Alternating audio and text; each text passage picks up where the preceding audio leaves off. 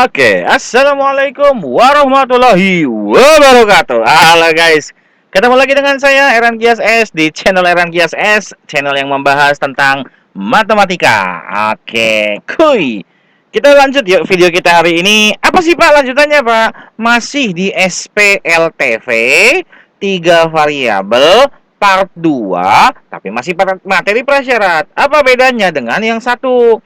Bedanya adalah sekarang kita akan fokuskan yang namanya soal cerita. Oh, ini asik banget ya soal cerita nih. Yuk kita lihat yuk. Langsung ya, kita langsung ke contoh ya. Yuk. Nomor satu, 4 tahun yang lalu umur Kaido setengah umur Rayleigh. 4 tahun yang akan datang, umur Kaido 3/4 umur Rayleigh. Berapa umur Rayleigh 3 tahun yang akan datang? Buh, mantap men. Yuk kita lihat yuk. Nih, kita analisa per kata. Jadi kalau soal cerita itu kamu harus analisa per kata. Katanya, kita misalkan dulu, yang namanya umur Kaido itu adalah K, kemudian umur Rayleigh-nya adalah R. Nah, kata-kata pertama, 4 tahun yang lalu, umur Kaido setengah umur Rayleigh. Misal, kinsi misal ya, misal. Kita nggak ada kata-kata 4 tahun yang lalu. Cuman umur Kaido setengah umur Rayleigh. Gimana jadinya Pak? Kalau kata-katanya begini, maka persamaannya K sama dengan setengah R. Ya nggak? Iya. Tapi ada kata-kata 4 tahun yang lalu. Kalau yang lalu berarti kuncinya kamu kurangin sama 4. Badilah begini. Tuh, awas hati-hati. Yang ada setengah ininya kamu pakai tanda kurung. Ya, awas hati-hati. Pakai tanda kurung di sininya. Yo. Kemudian kita kalikan sama 2. Nggak enak nih ada pecahannya nih. Nyebelin pecahan tuh ya. Kita kali 2 bos. 2 K min 8 sama dengan R min 4. Kumpulkan variabel di satu ruas. Berarti R-nya pindah.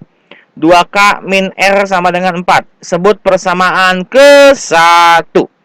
Oke, dah, biarin dulu. Kemudian, apa kata-kata selanjutnya? 4 tahun yang akan datang, umur Kaido 3/4-nya Rayleigh. Nah, kalau 4 tahun yang lalu dikurangi 4, kamu udah bisa tahu dong, jelas dong, 4 tahun yang akan datang, maka ditambahlah dia sama 4. Awas hati-hati, yang ini pakai kurung. Pakai kurung, ya. Oke, kali 4 coy, biar pecahannya 4-nya hilang. Kalau kali 4 berarti jadinya 4K tambah 16 sama dengan 3, ininya R tambah 4, ya, 3-nya masih ada. Kemudian kita buka kurung yang ininya, 3R tambah 12, ini mah tetap. Kumpulkan, apa tadi kumpulkan? Variabel di satu ruas. Berarti 4K dikurangi 3R sama dengan min 4. Karena kan 16 yang pindah ya. Ini adalah persamaan yang kedua. Lalu udah ada persamaan 1, ada persamaan 2. Langkah selanjutnya eliminasi persamaan 1 dan 2. Yuk. Ini adalah 2K min R sama dengan 4, sama 4K min 3R sama dengan min 4. Sekali lagi bebas. Kamu mau ngilangin K-nya boleh, mau ngilangin R-nya boleh. Kalau saya mau ngilangin K-nya. Otomatis persamaan pertama saya kali 2. Biar sama-sama 4 kan? Persamaan keduanya saya kali 1. Jadi yang kali 2 di atas. Sekali lagi tidak pernah bosan saya ingatkan. Kalau dikali 2, semuanya dikali 2. Jadi 4K dikurangi 2R sama dengan 8. Ini kali 1 mah nggak ngepek ya. Nggak ngepek, tulis ulang aja. Terus dikurangi bos. 4K kurangi 4K habis. Ya, min 2R dikurangi min 3R jadi R. 8 kurangi min 4 sama dengan 12. Oke. Nah, cek sih apa yang ditanya sih. Yang ditanya adalah berapa umur Rayleigh 3 tahun yang akan datang. Berarti analisa dari pertanyaan ini kita butuh umur Kaido enggak? Enggak lah. Yang kita butuhkan cuma umur Rayleigh doang. Yang udah kita tahu bahwa umur Rayleigh adalah 12. Ya Sudin masukin R tambah 3. Maka 12 tambah kok 8 di sininya. Piye toh? Wah, ini bikinnya ngantuk kayaknya nih. Ini 12. Tambah 3 berarti ininya adalah 15. Ya, oke. Sip. Yang ditanya apa tadi? Umur Rayleigh 3 tahun yang akan datang. Ya udah, R-nya 12, ya R tambah 3. Oke. Hati-hati. Jadi nggak selalu kita harus nyari K, nggak selalu kita harus nyari R. Apa Pak? Tergantung dari yang ditanya, Bos. Siap? Oke, paham ya? Paham dong. Cus. Ya, ini kesimpulan. 3 tahun belakang adalah 11 tahun. Kita masuk sekarang ke nomor 4. Nomor 4, nomor 2. Tiba-tiba 4 aja.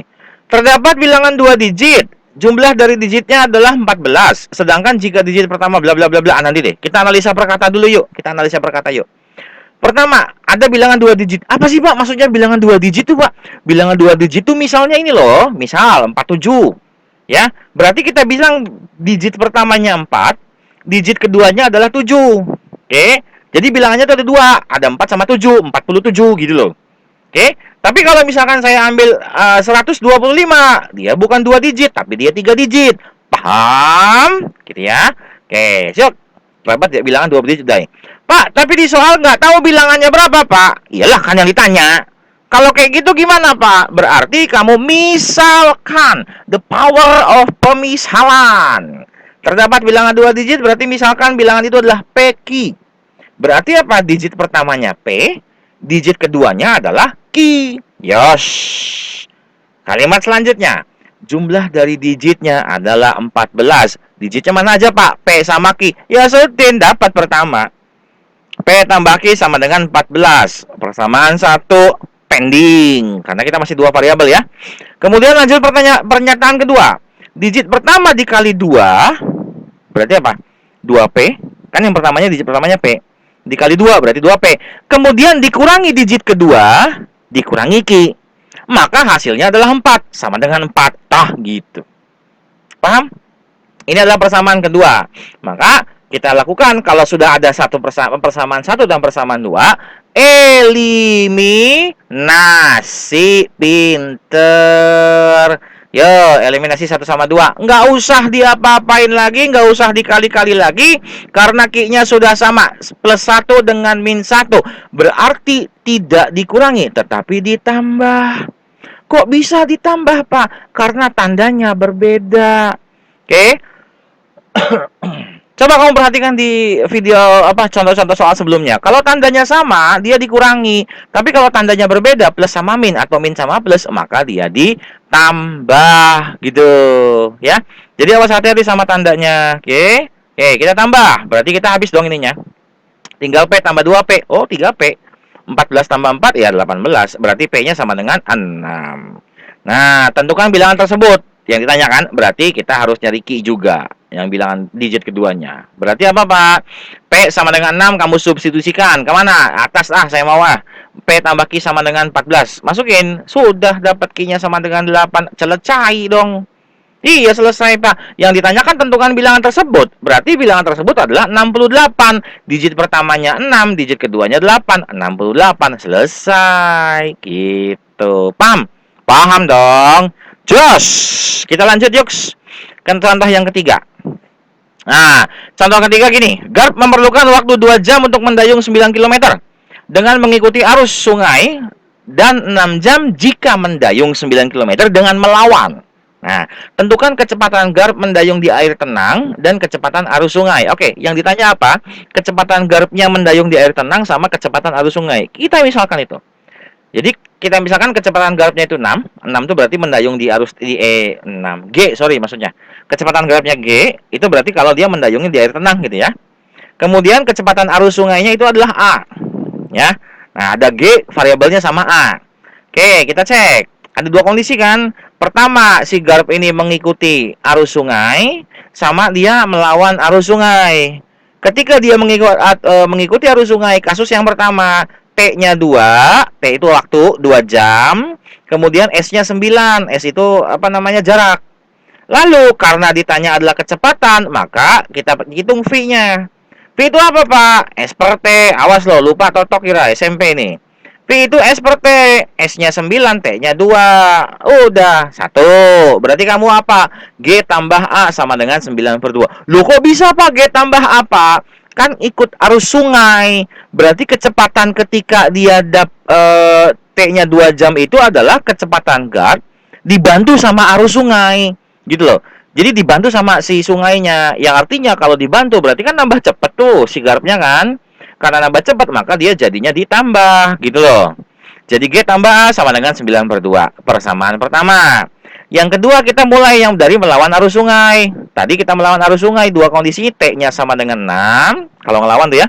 Kemudian S-nya sama dengan 9. Berarti V-nya sama dengan S per T sama dengan 3 per 2. 9 per 6 ya. Atau 3 per 2. Nah, berarti persamaan keduanya, Pak. G dikurangi A. Loh, kok bisa G kurangi A? Kan melawan, coy. Berarti kalau melawan arus sungai, kecepatan asli gapnya, kecepatan gap yang melawan arus sungai itu lebih lambat atau lebih cepat? Lebih lambat.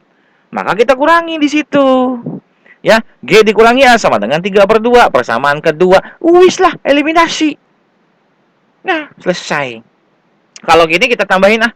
Saya mau tambahin berarti dapat hilang hanya ya. Pak, ini kan G-nya sama, Pak. Kalau saya mau kurangin boleh nggak, Pak? Ya boleh, nggak apa-apa. Bebas aja itu mah. Ya, jadi SPLDV enaknya sama SPLTV ya. Enaknya itu adalah kita memberikan keleluasaan kita untuk mengerjakan memilih caranya kemana. Oke, sekarang ini saya tambah.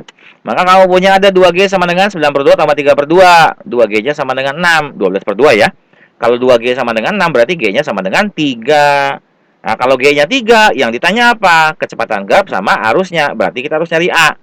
G sama dengan 3. Susi-susikan ke G tambah A sama dengan 9/2. Didapatlah A-nya sama dengan 3/2. Kesimpulan, jadi kecepatan gap adalah 3 km per sekon dan kecepatan arus sungai adalah 3/2. Nah, ini harusnya satuannya nggak usah lah ya. Karena biasanya kalau matematika ini untuk yang kayak gini, satuannya tidak terlalu ini. Nah, saya hapus saja. Oke, ininya kecepatan gapnya 3/2, kecepatan arus sungainya adalah gapnya 3, arus sungainya 3/2. Gitu ya. Oke, paham ya? Jos. Kita masuk ke contoh soal yang keempat. Diberikan segitiga siku-siku ABC dengan titik K adalah sudut siku-sikunya. Jika sudut C sama dengan 2 kali sudut B dikurangi 75 derajat, tentukan bilangan 3 kali sudut C. Analisa soalnya kata per kata. Oke. Kalimat pertama. Ada segitiga siku-siku. Segitiga siku-siku ABC. Sebenarnya kita nggak kita lihat di sini segitiganya dulu ya. Sudut dalam segitiga itu adalah 180. Berarti sudut A tambah sudut B tambah sudut C sama dengan 180 derajat. Oke. Dengan titik A adalah sudut siku-siku. Berarti titik A kalau sudut siku-siku dia berapa? 90 derajat. Paham? Paham ya? Nah, ketika A 90 derajat dan A tambah B tambah C sama dengan 180 derajat, ini kan bisa kita substitusi ke sini kan? Berarti sisanya apa? B tambah C sama dengan 90 derajat. Persamaan yang pertama. Oke. Terus, kalimat selanjutnya. Jika sudut C sama dengan 2 kali sudut B dikurangi 75 derajat. Begini persamaannya. C sama dengan 2B kurangi 75 derajat. Ini persamaan kedua. Nah, karena ini bentuknya udah C sama dengan, maka yang ini saya nggak pakai eliminasi. Saya pakai susi-susi. Substitusikan yang 2 ke 1. Kan awalnya kan kamu punya B tambah C sama dengan 90 derajat nih. Dan kita punya apa? C-nya itu kan ini. 2B min 75 derajat. Berarti yang C ini nih kita ganti. Ganti sama apa? 2B min 75 derajat sama dengan 90. Begitu, Bos. Paham ya? Paham dong. B tambah 2B, 3B, min 75 pindah jadi plus. Yang artinya 3B-nya 165, maka B-nya 55. Yang ditanya apa? Besar 3 kali sudut C. Ya berarti kita butuh sudut C. Caranya apa? Substitusikan. Kemana Pak? Ke sini aja. Bebas kemanapun sebenarnya ya. B tambah C sama dengan 90 derajat. Berarti C 55 tambah C sama dengan 90. Yang artinya kamu punya C-nya sama dengan 35 derajat. Yang berarti yang ditanyakan besar 3 kali sudut C apa Pak? Nih 3 kali 35 derajat sama dengan 105 derajat. Kesimpulannya ini. Paham? Paham ya? Oke ya. Jadi gini intinya, kalau soal cerita itu sebenarnya dia metode penyelesaiannya sama kayak eliminasi substitusi biasa. Namun terkadang yang jadi masalah adalah bagaimana menerjemahkan dari soal cerita ke dalam modal matematikanya, itu jadi masalah kadang-kadang, ya. Nah, maka saran saya adalah lakukan analisis kata per kata per kalimat gitu. Kalimat ini apa sih maksudnya gitu ya. Kalimat ini maksudnya apa? Bisa nggak dari kalimat yang ini kita jadikan model matematika begitu? Paham? Tapi sebelum itu, ya, sebelum kamu lakukan itu, yang harus kamu lakukan adalah kamu tentukan dulu mana yang menjadi pemisalan kamu. Oke? Kayak contoh kan tadi yang kasus si garp nyebrang sungai itu, ya. Pemisalan kita adalah G-nya itu kecepatan garpnya, A-nya itu adalah arus sungai, kecepatan arus sungainya. Itu krusial. Kalau kamu di pemisalannya juga salah, ya kamu salah ke bawahnya lah, Bos. Pastilah. Nggak bisa ditawar-tawar lagi kayak gitu mah. Paham? Gitu ya. Oke. Mungkin sampai di sini dulu ya video kita kali ini. Mudah-mudahan membantu kalian dalam PJJ. Semoga kalian bisa mengerjakan tugas-tugas PJJ dengan lancar dan dengan baik. Sampai ketemu lagi. Wassalamualaikum warahmatullahi wabarakatuh.